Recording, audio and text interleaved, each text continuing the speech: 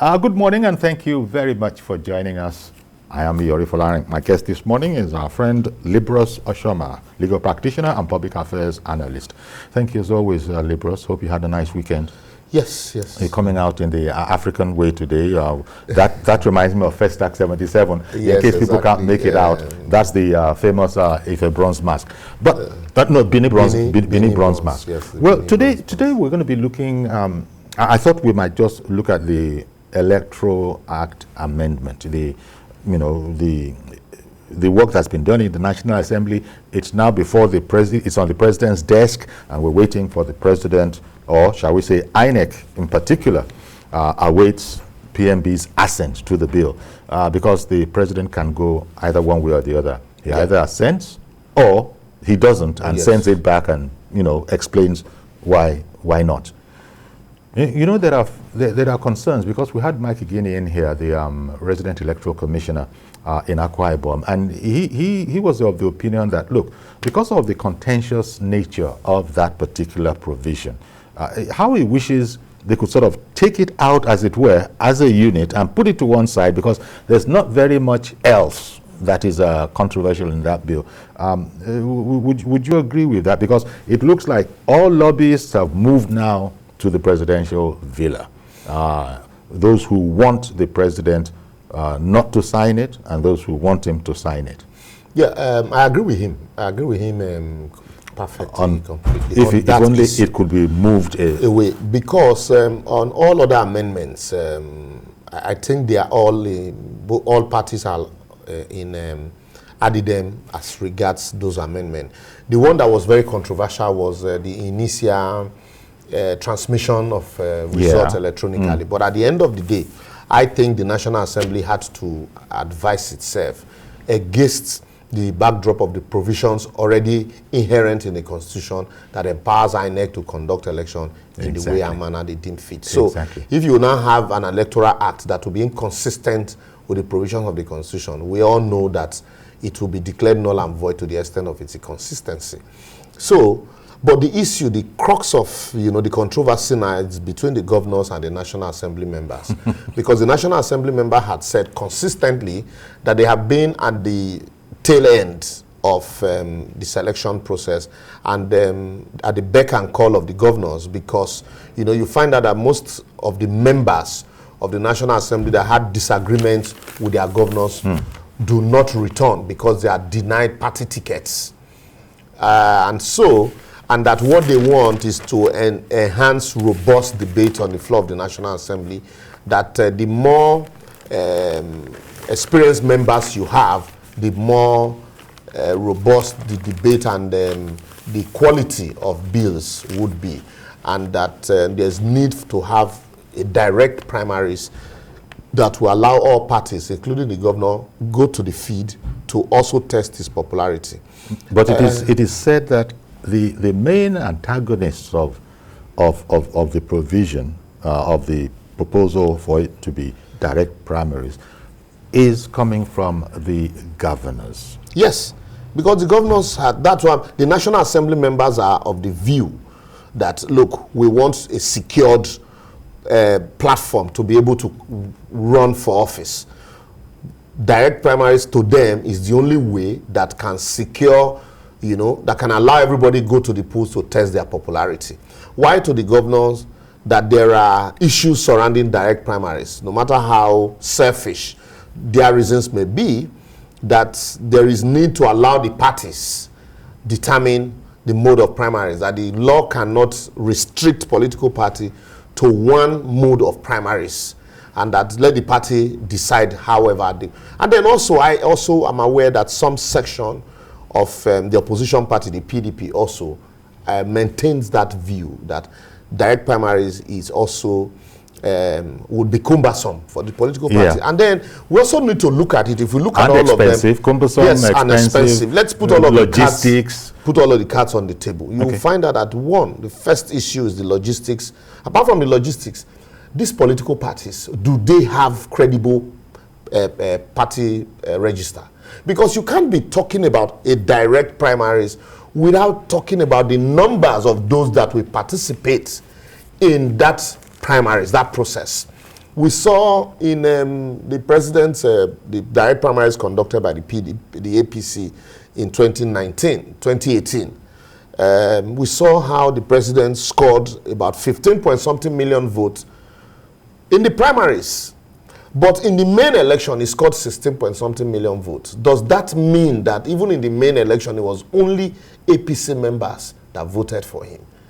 And so that means if you have 15 million votes for primaries, from your party alone, how about people who are not members of the party who participated? I was saying was, you know, those that voted for APC were just about 1 million or less than 1 million in the general election, apart from the 10-point-something million vote that the PDP got. And then recently, the party primaries in Anambra, we saw how Anduba scored about 240,000 votes to clinch the ticket of the APC in direct primaries. But in the main election, he scored 40,000 votes. So the people that came out massively to participate in the direct primaries, at the end of the day, in the main election, they didn't come out to even participate in the process. You had 9%. The total number of actual voters in the main election were not up to that 200. So how does it work? How do those things work out? Because you do not have a credible register. That is one. So names can, you know, be imputed. Figures can be imputed. That was why in 2011, when Jega came, the first thing he said was, if we must have a credible electoral process, there's need for us to start from the basis, which is a credible electoral register. Let us not, we can't even clean up what we have. Let us, you know, have a different register altogether that we can truly call a register. And it started the process of biometrics. And that was why also, if you notice in 2015, if you look at the total number of actual voters in 2011, vis-a-vis the total number of actual voters in 2015, it dropped because you now had biometric registration. So for the political parties also, there is this also that INEC must monitor those primaries to be supervised by INEC. Does INEC have the capacity to monitor direct primaries in all of the wards, all of the states, all of the local governments, you know, in the country? What if both parties are conducting primaries, you know, almost simultaneously? Well, as I said, the news. So that's why, for me, people are busy canvassing both the merits and demerits of indirect and direct. So for us not to throw away the baby with the bathwater, we already have laudable and fantastic amendments that will enhance a transparent process. Let the political parties be left to deal with their issues. A politician that knows that he is popular, be it at the National Assembly or governorship, even if you are pushed out of your political party, if you are popular, we saw Anduba did it, we saw Mimiko did it. So if you are popular, you can always go test your strength in, you know, another political party, instead of relying on the strength of the party in power at the state or the opposition at the national to say, okay, yes, you are popular, that's what brings you back. Allow the states conduct their primaries the way and manner they deem fit, direct or indirect. If at the end of the day we have a transparent process and they feed on popular candidates in the main election, and then the people reject those candidates, nobody will advise them next time to go and feed the popular candidate. But a situation where we have a crisis at hand, and now because of that singular clause, that singular section, you're going to jettison completely all of those other beautiful amendments that we have. Will not help us. And time is also not on our side. And that's where the president is going to have to think hard. His handlers are saying that the president is not going to, well, we know that the president, you know, doesn't, he takes his time.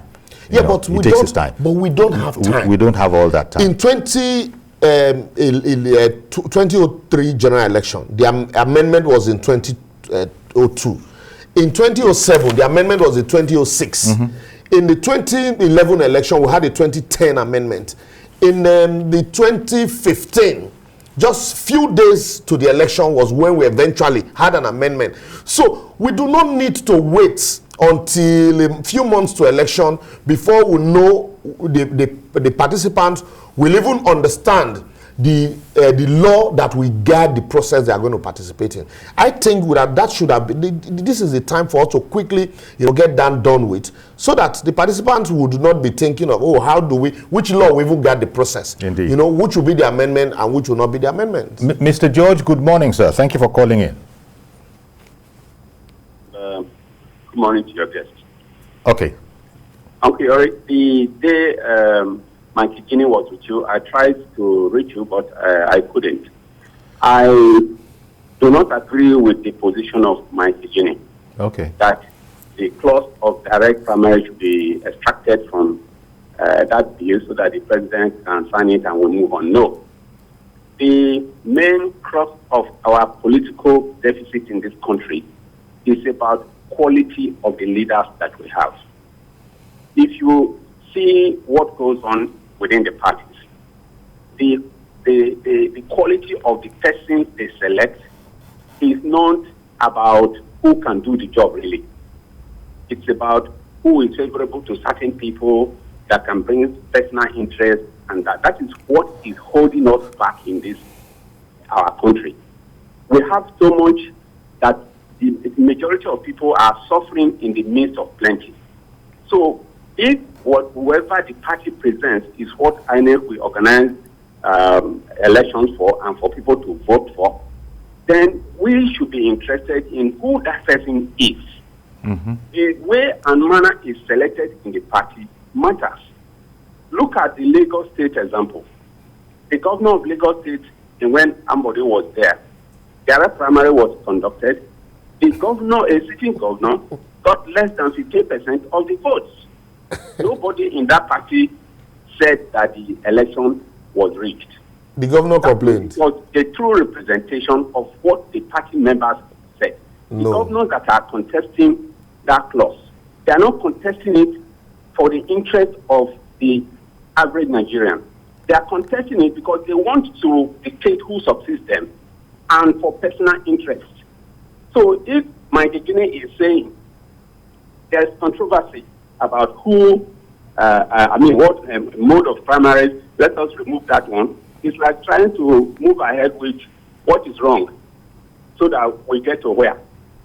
We have to move ahead with what is wrong, with what is right, so that we begin to move wrong by wrong in the climbing of the ladder. That is the way to grow. What if what is right equals controversial? And moving on to nowhere. That's my view about it. Thank you very much, Mr. George, for calling in. I suppose it depends on, people can argue for both sides. Exactly. The issue here is not that if if at the end of the day the president assents to direct primaries for a political party is wrong. No. The issue here is that there is a controversy brewing between those for and those against, and they are lobbying. You said in your opening statement. Now the lobbying has been shifted to the president. So instead of delaying the assent to the Electoral Act because of that singular clause, why don't we keep that one aside and say we are delaying this job? Like I said, there is no time. The end of one election cycle begins another one. Yeah, but because there is no time. If we were to go that way, Liborous, aren't we just kicking the ball down the road, so to speak? Look, you can't. We're just kicking the ball down the road. We've got to address it. You can't harness all the balls once. So now you have, out of 10 balls, you have harnessed 9. Yes. And there is one that is holding down the 9. You say, okay, let's clear out. Let's take this 9. Get done with. The remaining one, let's begin to kick it until we're able to address it. Do you know why? Because if you keep the remaining 9 balls with that one, the tendency that one will hold the remaining 9 down, at the end is there. And then let's not forget that transparent election does not start and end with the party primaries. Like I said, if you get the main election proper, look at Edo, for example. In Edo, didn't political parties feed candidates? But at the end of the day, the way and manner they deem fit, how you want to select your candidate, it's left to you. Okay. But at the end of the day, when you make the main election transparent, the people will decide. Okay. So next time, they will know that they have to conduct, primaries that will meet the standard expected of the people. Okay. Akaraka, good morning, sir. Good morning, Uncle Yuri. Thank you for calling in. Go ahead, please. Good morning, Liborous. Yeah, good morning. With all sense of humility, I will even say I align myself with the point of Igini, my good friend Mike Igini. And I know Igini as an umpire has experience in that regard.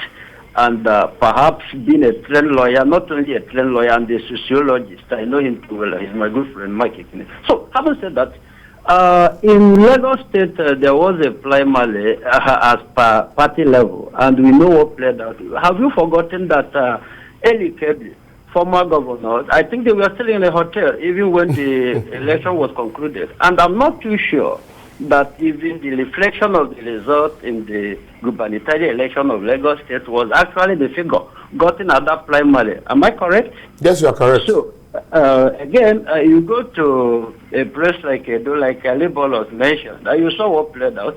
Let me also even reference it also with Imo State. Have you forgotten that Gulak when I think they conducted about 2 primaries, yes, initially which came first, and then later, I don't know how the very thing was upturned. Then it was Ozodema, you understand, and never forget, even in the gubernatorial election, number 4 came first at the Supreme Court. Are you getting what I'm saying? So having said that, I believed that what Igini says, I align myself, we belong to the same school of thought, just like I believe even Liborous aligned himself to that from the onset. Okay. If Mr. George says that the party did not complain in Lagos, I saw Amber decline out in that way. You understand? So, however, let us call it a spade. God bless us. All right. Thank you very much for calling in. You know, there's so many, as I said, you can canvass for or against, yes, either of the two options. That's why it's controversial. And that is why it is controversial. Now, many people have been crying about internal party democracy. You know, and there are those who fear that, let it be said, we're heading for a plutocracy. You can't have a society, a government that is really made up of the rich, you know, the wealthy. It's what the wealthy want. And so, you know, people, quite frankly, I don't know the... Unfortunately, this is so because a lot of us abdicate our responsibility to participate in the process. Look, I have been canvassing. If you are clock 18 years, go and register to vote. People will tell you, no, I don't believe in the process. Whether you vote or not, they are quick to point Imo State to me. Now, you are not pointing Edo, you are not pointing Ondo, you are not pointing Anambra, but you are quick to tell me Imo.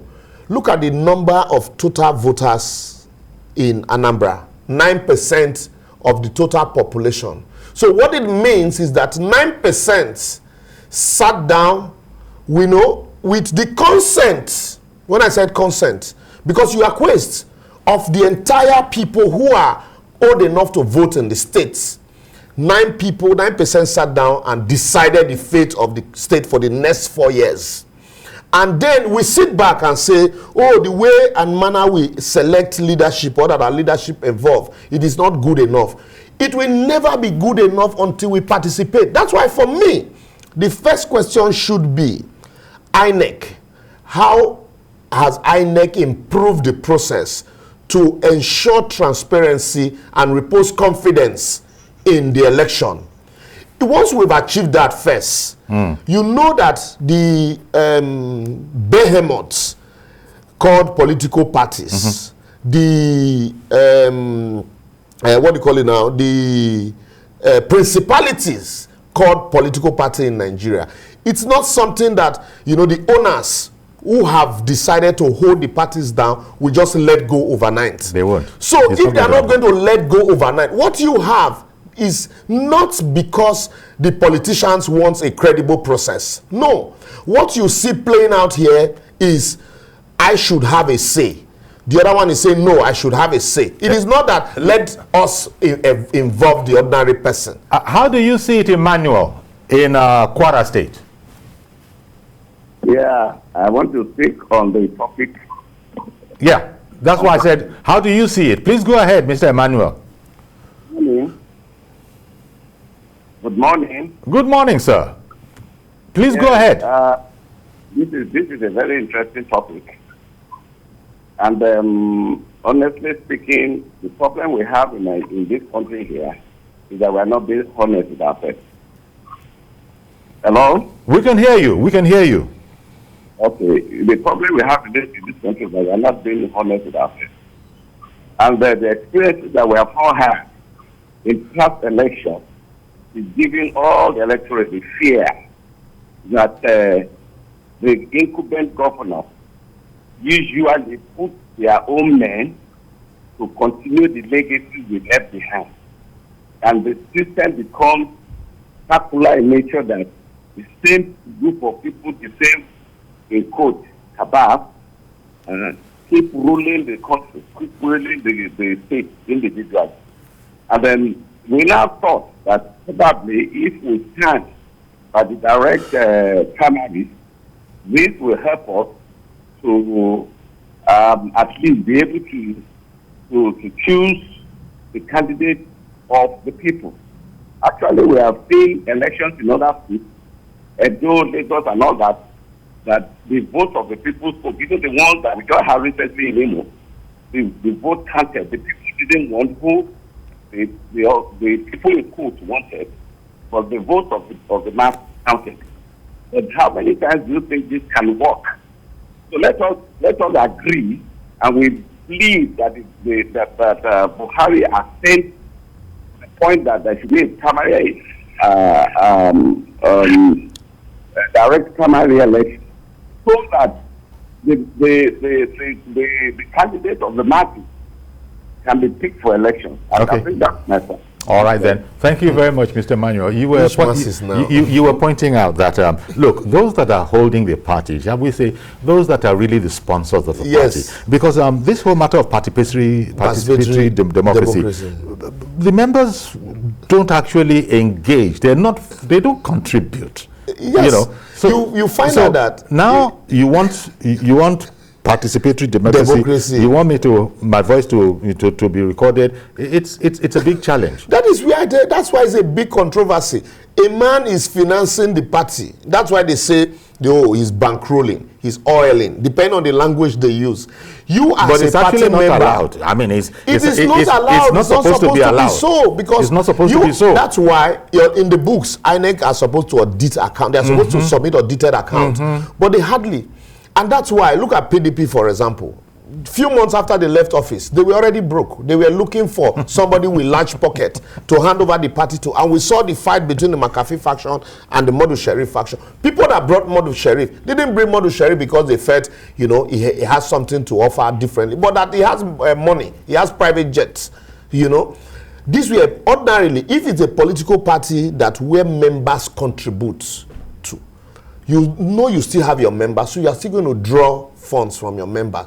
But here, the only contribution is once you become somebody, you are appointed SSA, SA, special advisors to special advisor, special assistant to special advisor, or a commissioner, or a councillor, or a local government chairman. Then the ward chairman gets something, and then something comes to the party from either your salary or the purse of the office that you are handling.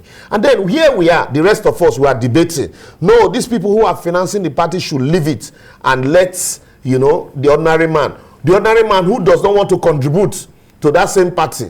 You hear them say, show us love now, show us love. So this is where the problem is. We don't want to own the process. The only way you can own the process, put your money where your mouth is. Join a political party, you say, look, I contribute to this political party. It is this idea of one person bankrolling, all of us going to queue up to collect bags of rice and this thing from some persons. It should be stopped. That's the only way you will say, and then let's have a party register where that will be credible also, where we can also capture our biometrics and not look at even the Lagos State direct primaries that was conducted. Some people said they didn't get their party card. Some persons got party card 9th before the election. So anybody can be given party card to go and vote. Is it not when they give you party card that you become a member? So is there a way for determining the register? So you came and then they check your name. Oh, the name is here. Go and vote. People just presented party card. Former governor of Akwa Ibom State, that was the chairman of the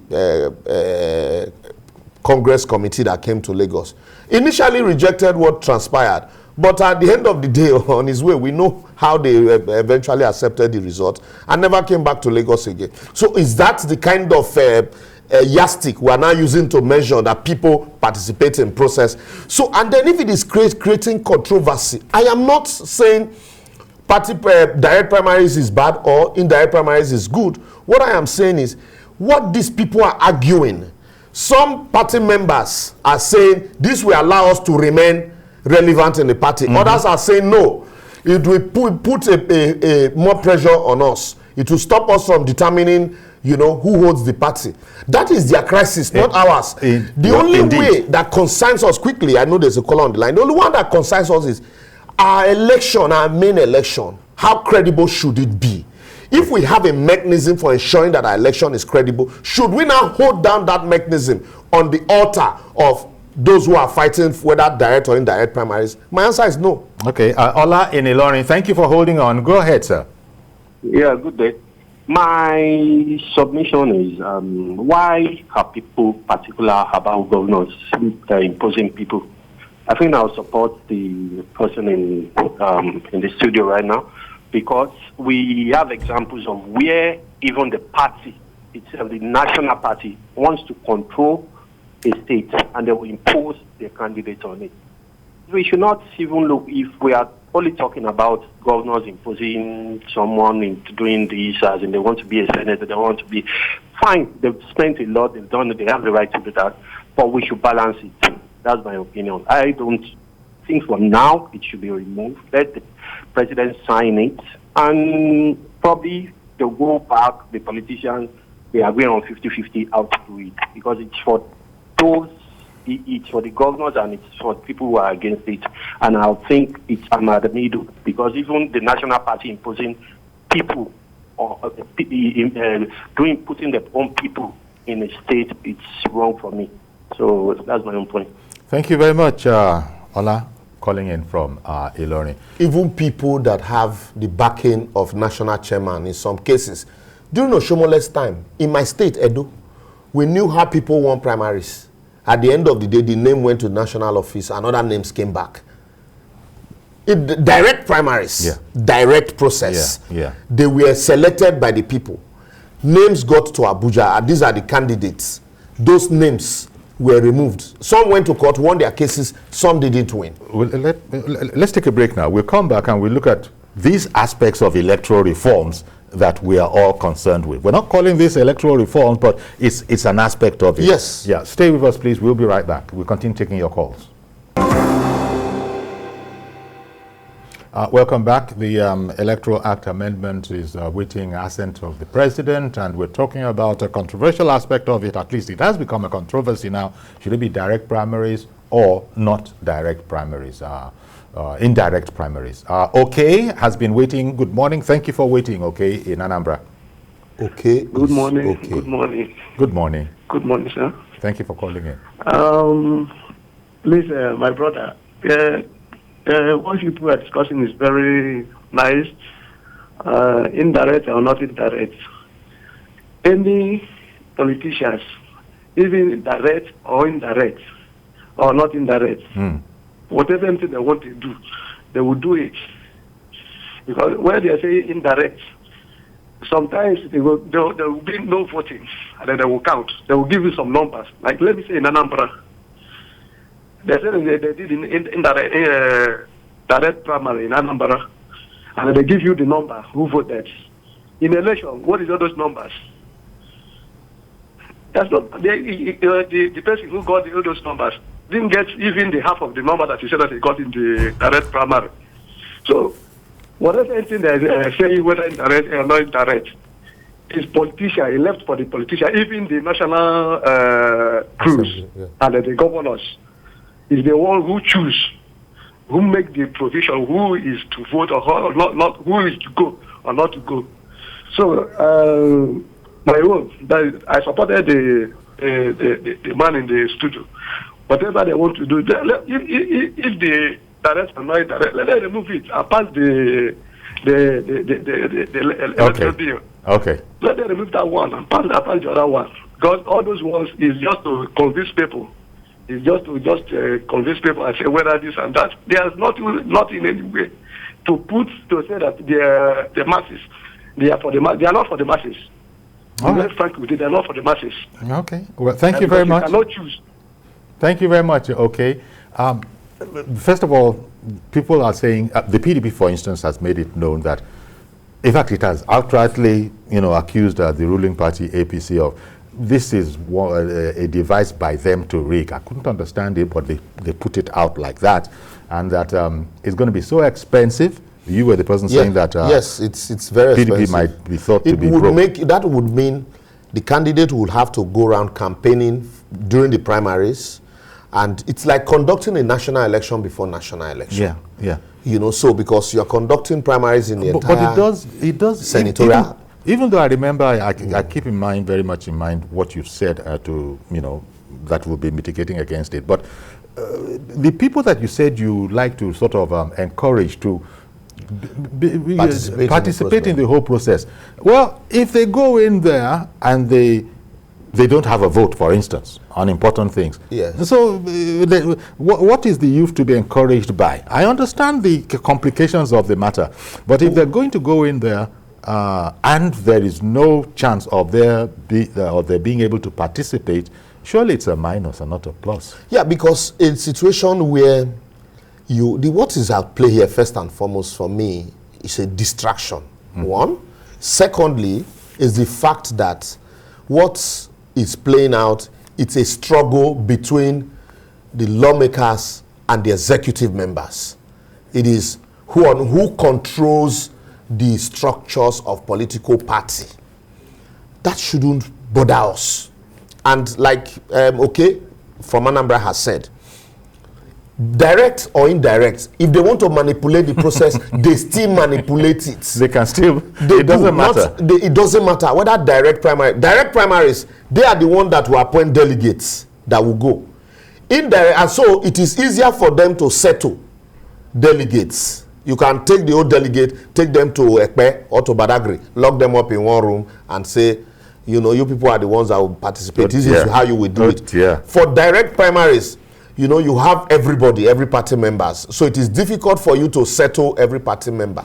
But a situation where somebody controls the party in the state and he can hijack the executive ESCO member of the party and they go somewhere, they say they conducted direct primaries, you saw some people came out to vote, and then they give you numbers. Like we saw in Anambra, they wrote result, 240,000 people participated and they all voted this man. The other person scored 16. So for me, really, let's be spared of this distraction. Let's focus. You think of it as more of a distraction? Yes, it is a distraction because it is taking the time. Kesandu has been waiting in Imo. Good morning, sir.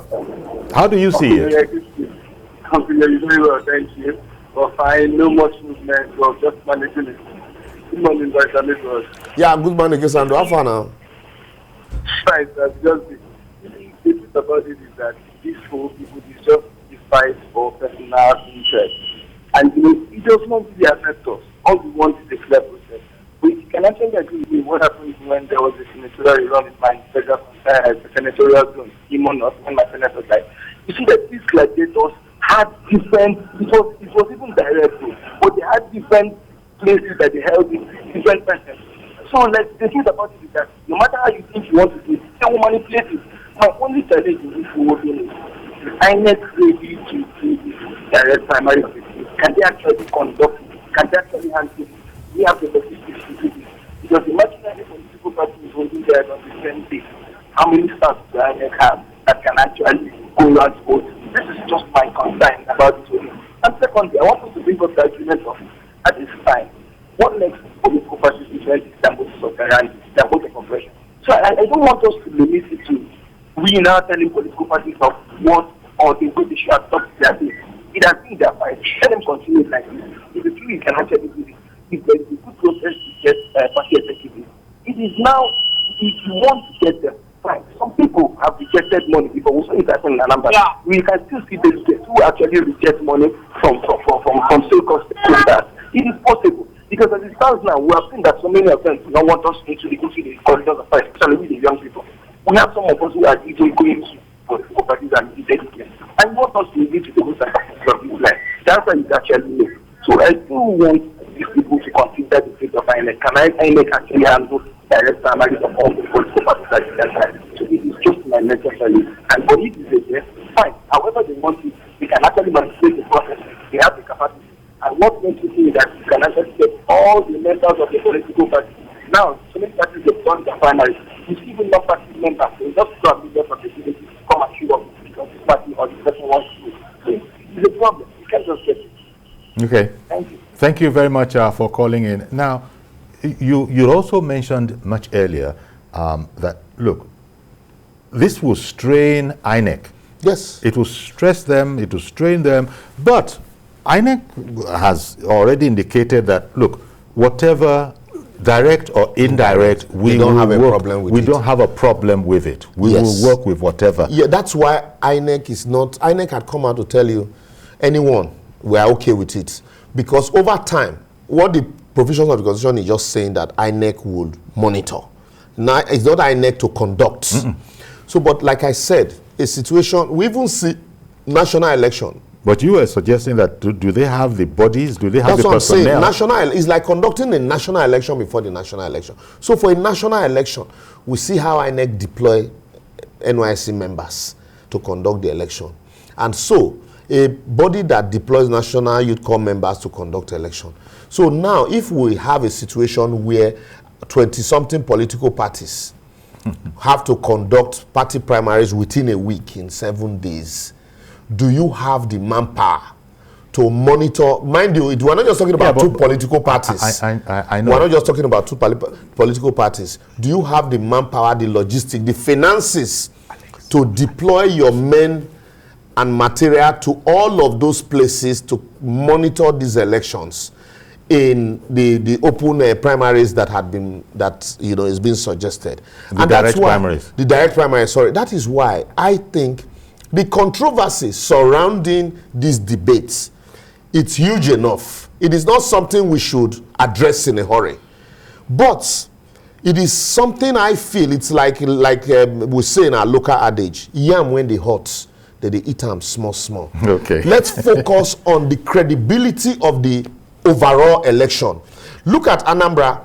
With the confidence that INEC had reposed in the process now, people would come out to say, look, I don't want your money. We want to vote. We know our vote will count. Let INEC be allowed to continue in that process so that they don't consistently look behind their back if somebody would use one law to tie them or the other. Let me take Alex now. Alex in Makurdi, good morning and thank you for holding on. Good morning, Mr. Yuri. Thank you for calling in. Good morning. Interesting topic. Okay. So what do you think, direct or indirect? Mr. Yuri, before I answer you direct or indirect, let me tell you something. I've been a participant of both elections, direct, indirect. I've participated in both. Okay. The governor, what the senator, the National Assembly is doing, they feel maybe they will hold on to the party if they choose direct primaries. Yeah, that's what they are saying. They also forget. They also forget that once the National Secretariat delegates people to come down to state and conduct the direct primaries, those people will come and be under the of the confines of the governors. The governors collect all the forms in all the wards in the state and write the names of those who they know will do their bidding. So, in a way around, they are even hurting themselves. In the case of indirect, a governor might tell you, go to the field, vote this person. But when you go there, you have the right in that cubicle to choose who you want to vote. I have participated in both direct and indirect. I am telling you, the law should allow parties to choose whatever mode of primaries they want. The primaries are enshrined in the constitutions of those political parties. Yeah. So why then the people turn now to foist a method of primaries on the political parties. Some political parties does not have that capacity to conduct election in the state. Around all the units, collect results from wards to local government, then state.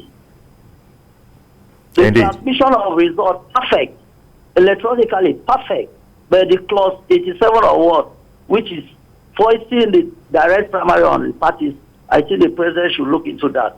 All right. Remove that. All right. That's my contribution. Indeed. Thank you very much, Alex, calling in from Makurdi, because right up onto this amendment, proposed amendment, that was the way it was. The parties were at liberty to decide at least how they wanted to do it. Give the party, you know, some form of, give them the benefit of doubt. And any way you want to do it within the timetable.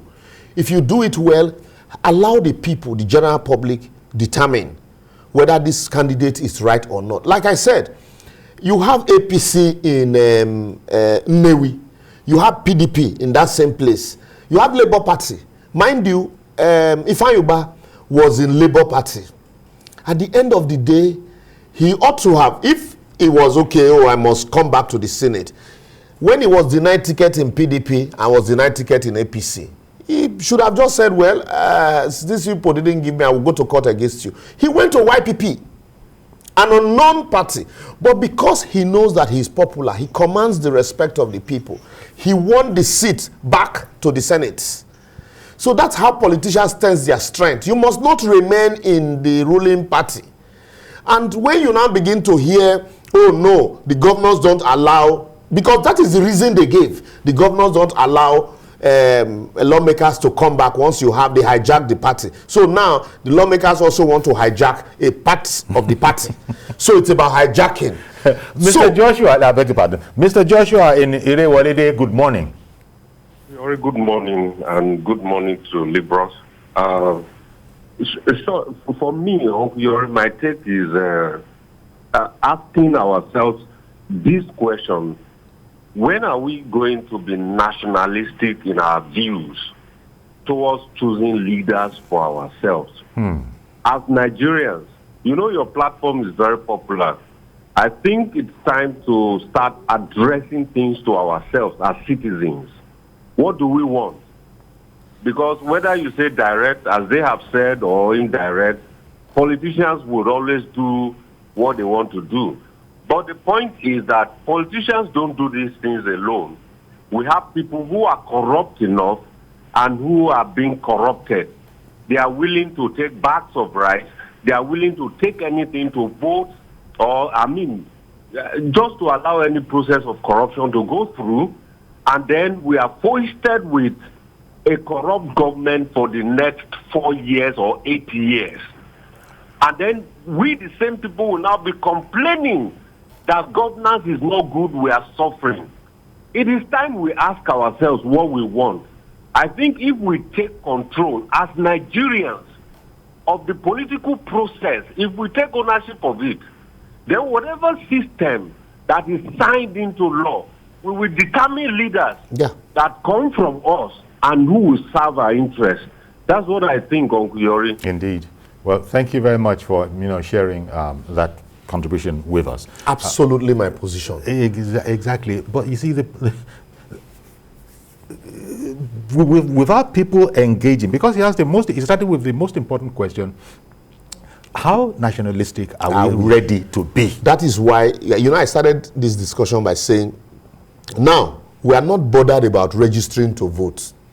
A friend of mine called me recently and was asking me, who do you think will win the 2023 presidential election?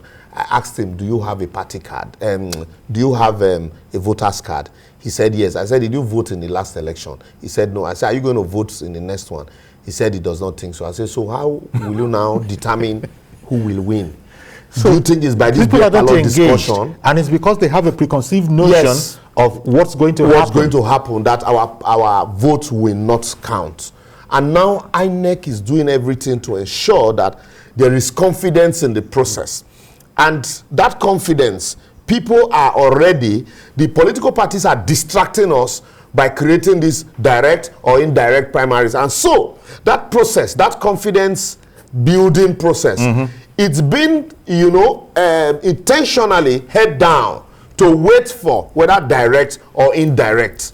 So what we should, the moment we cross that process of, yes, now there is a confidence in the process, though, even though it's not 100%, let's now begin to educate and sensitize and reorientate the people who ordinarily, the unbanked, those who refuse to vote, that look, don't worry, in the next election, your vote will count. Because these are the processes that have been put in place. Okay. Once people know that, yes, their vote will count, and can trust the process. Can trust the process. If you like, conduct direct primaries, write the results, or conducting direct primaries, write the results.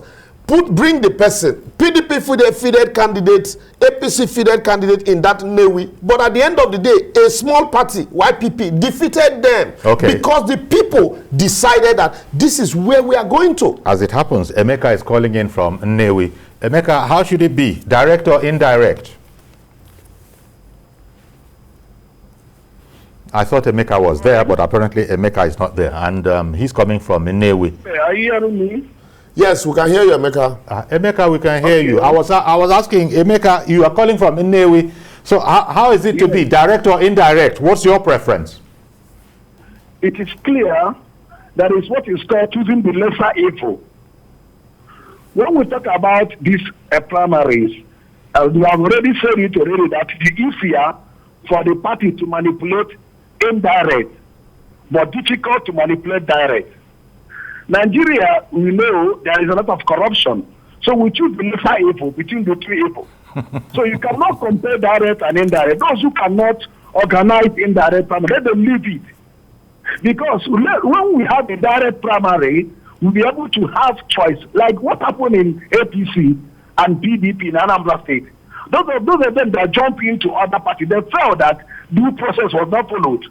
They felt that something happened wrong. They felt that if they were given the opportunity, they would have been given the choice. But because it was manipulated. Now, after being direct primary at the normal level, they carry it out. There's only the results could be called there. The TVC could televise it. It becomes something that is obvious for everybody. And after waiting, if it is follow, file and tell us we count it, this people have 1,000, if people have 100, if people have 200, the results very record. The government cannot manipulate it and say that because everybody have the result before it reaches. For the governor or the INEC, the result will declare the winner. From like Anambra State, people know that Soludo was winning. Even before he had a conclusion, we know Soludo was winning, but we cannot say it. We left INEC to declare the winner. But if the INEC declare otherwise, there will be confusion because everybody will know where we are going. Thank you very much. Indeed, thank you. To quickly also quickly address what he just said, that he talked about having a direct primaries, but with a process. Is the process in place? Just like INEC process at the general election. But is that process in place? That's why some people are arguing that these processes are not in place. So should we now hold down? You say have a direct primaries where people can, as the votes are going on, people can see that you look in this polling, in this ward, this is the figures that came out in this direct primaries. In this ward, this is the voting figure. But that's not the process in the primaries. They sit down, they still, whether direct or indirect, they still write figures.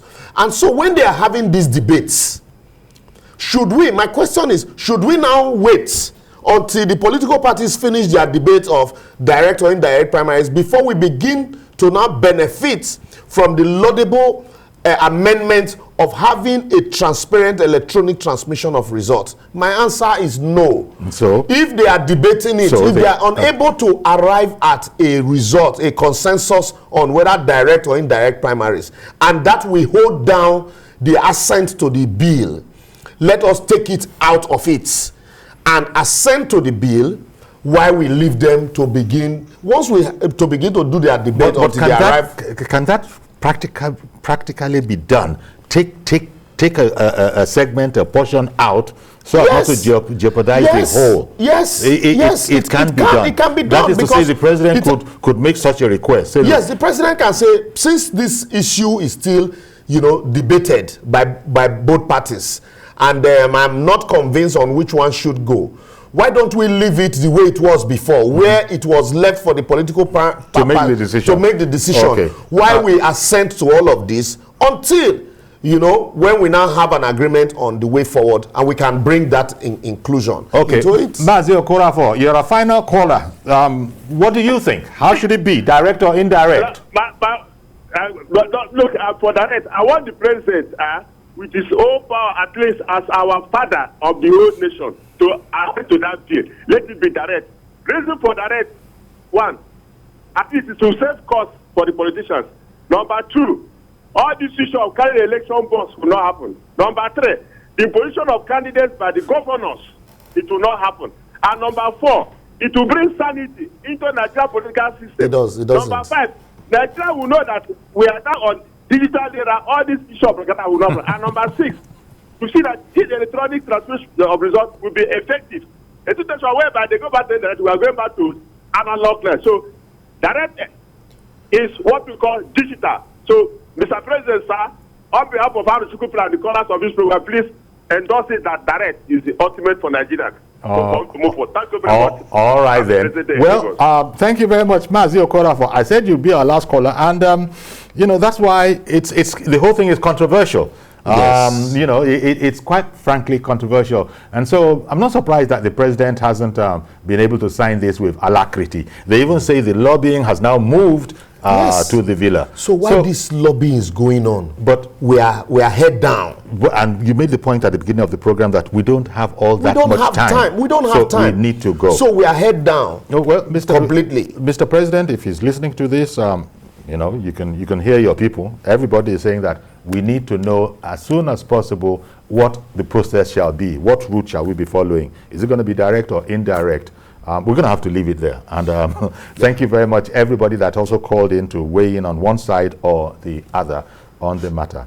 You know, we need to know as soon as possible. And that brings us to the end of the program today. But please join us tomorrow for a fresh edition. I want to thank Barrister Liborous Oshomah, who came in culturally today. You don't always see him this casual on a weekday, but it's not casual, it's cultural. Yeah, yes. This is So, our official traditional dress. Okay then. So I'll see you tomorrow. God we are willing. wearing English traditional dress. There you go. I'm Yori Folarin. Bye-bye for now.